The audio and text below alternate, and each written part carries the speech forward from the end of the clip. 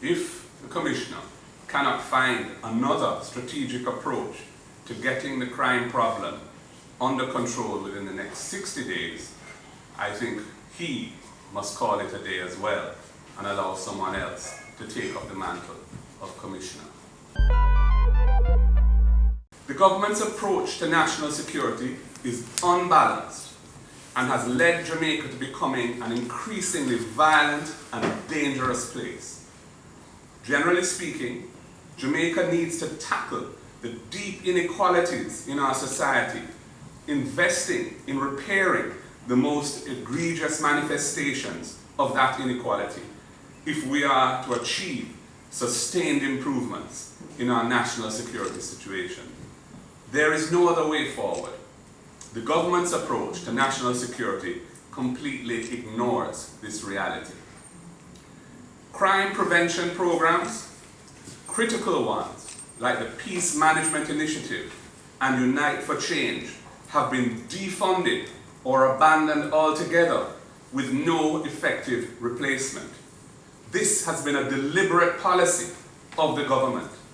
Community action to prevent disputes from escalating into a series of reprisals must be a critical part of violence reduction strategy in Jamaica, but this has been ignored by the government.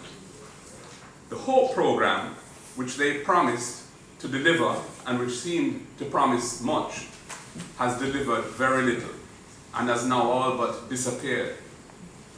Jamaica needs a national, well-funded, well-designed, holistic program to give the hundreds of thousands of youth who have been failed by our school system, to give them a chance to become productive citizens through mentoring, skills training, and life coaching. The education system, which is in crisis and is failing a substantial percentage of the children who go through it, needs transformation, especially at the early childhood and primary levels, so that all Jamaican children who move into secondary school can already read, write, and do basic arithmetic proficiently. There is no reason why our children should not be able to achieve that. They are bright, talented, and capable, but the system is failing far too many of them.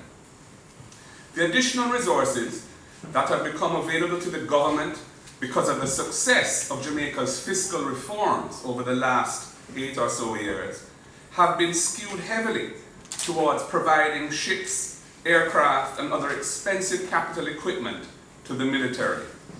As needed as those things are, the police force, which has primary responsibility for law enforcement and fighting crime in our violence-torn society, has been deprived of critical resources to improve their operating capacity and effectiveness. The JCF has been operating with substantially less police officers than its established complement allows. Only yesterday, the Commissioner of Police stated that the force needs an additional 6,000 officers.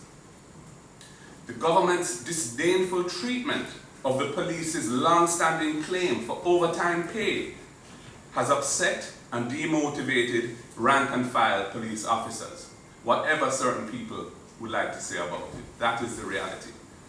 Instead of resolving that issue through good faith and respectful negotiations, that matter is at a stalemate, and the case that was filed by the police is heading to court instead of heading to the negotiating table for resolution.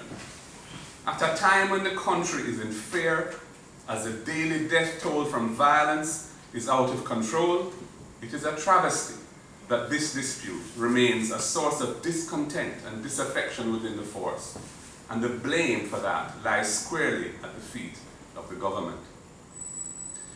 Ladies and gentlemen, my fellow Jamaicans, this government has totally mismanaged the national security of our country. Jamaica has witnessed a 10% increase in murders in 2021 and a 19% increase in murders over the first 3 or so weeks of 2022, with 112 people being killed in just 23 days. Jamaica cannot go on like this. There must be accountability for such poor performance in the critical area of our national security. Dr. Horace Chang's tenure as Minister of National Security has been an abject failure, leaving Jamaicans feeling frightened, hopeless, and in despair. He clearly cannot bring the vision, energy, and vigor and communication skills which that portfolio requires. We are therefore calling on the Prime Minister to relieve him of his duties in that portfolio and give someone else an opportunity to bring a fresh and hopefully more effective approach. Commissioner of Police Antony is also hereby being put on warning. He is the main architect and promoter of the government's state of emergency strategy as an ongoing policing tool.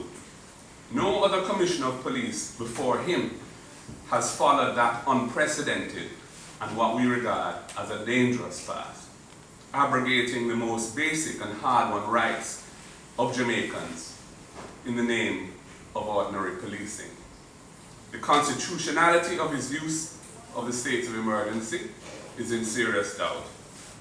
As I have already shown, there are other tools in the toolbox for him to use, and some others that the government needs to quickly deal with and address to provide him with, which should have been legislated for already.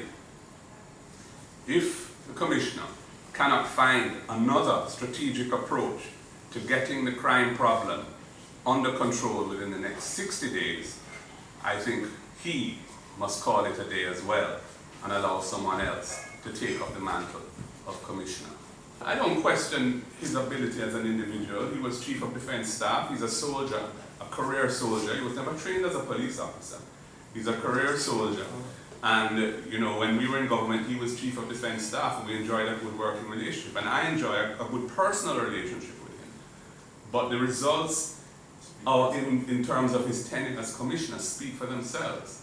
And when states of emergency were being deployed between 2017 and 2020, the national murder rate remained unacceptably high. There's no acceptable level of murders, but it was significantly higher than it had been before the JLP assumed office. Significantly higher. And in recent times, we've had in 2021 a 10% increase, and we started the year now with a spike, 19%. So it's just murder and COVID are going on now, and cost of living, if you love, the people suffer from that too.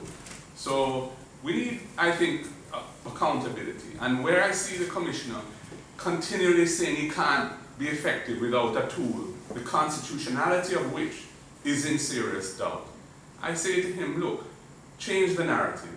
Use the tools that are available to you. Let us see some positive results from that effort. And I think 60 days is a reasonable period of time for him to achieve that.